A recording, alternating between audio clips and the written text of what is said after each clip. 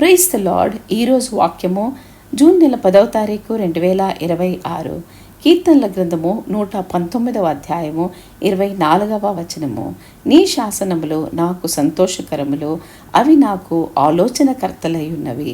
క్రీస్తునందు ప్రియమైన సహోదర సహోదరులారా, మనం గమనిస్తే చాలామంది క్రైస్తవులు అప్పుడప్పుడు బైబిల్ చదువుతారు. కొంతమంది అయితే క్యాలెండర్ దగ్గరికి వెళ్ళి ఆ రోజు వచనాన్ని చదివి ఈ రోజుకు బైబిల్ అయిపోయింది అంటారు.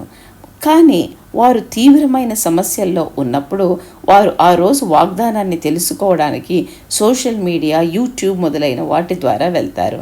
కానీ నిజమైన క్రైస్తవుడు ఎల్లప్పుడూ దేవుని వాక్యాన్ని చదువుతాడు, ధ్యానిస్తాడు.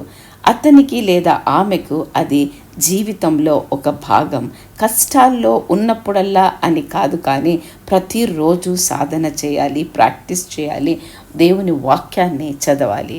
119వ కీర్తనలో దేవుని వాక్యాన్ని ధ్యానించడం ఎంత మంచిదో కీర్తనకర్త వివరించాడు.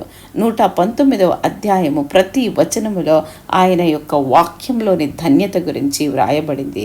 నిజమే, దేవుని వాక్యంలో ఆనందించే వారికి మనకు మార్గదర్శకత్వం మరియు ప్రోత్సాహం అవసరమైనప్పుడు దేవుడు సరైన లేఖనాలతో వారితో మాట్లాడతారు. ప్రార్థిద్దామా? తండ్రి, మీ శాసనములు మాకు సంతోషకరములు, అవి మాకు ఆలోచనకర్తలై ఉన్నవి నాయన. అవును నాయన, మా జీవిత ప్రయాణంలో, మా అనుదిన జీవితంలో మాకు సరిపోయిన వాక్యాన్ని మీ పరిశుద్ధ గ్రంథం ద్వారా ఇచ్చి మమ్మల్ని బలపరచండి తండ్రి. మీ వాక్యాన్ని ఇచ్చి ప్రభువా, ఏ సమయంలో ఏ నిర్ణయం తీసుకోవాలో ఆలోచనకర్తగా ఆ వాక్యాన్ని మాకు ఇవ్వండి ప్రభువా.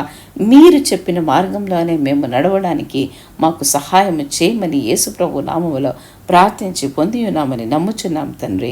Amen, amen, amen. చిరునవ్వు నవ్వు. మీరు ఆయన వాక్యాన్ని ప్రేమించినప్పుడు యేసు మీతో మాట్లాడతారు. దేవుడు మిమ్మల్ని దీవించునుగాక.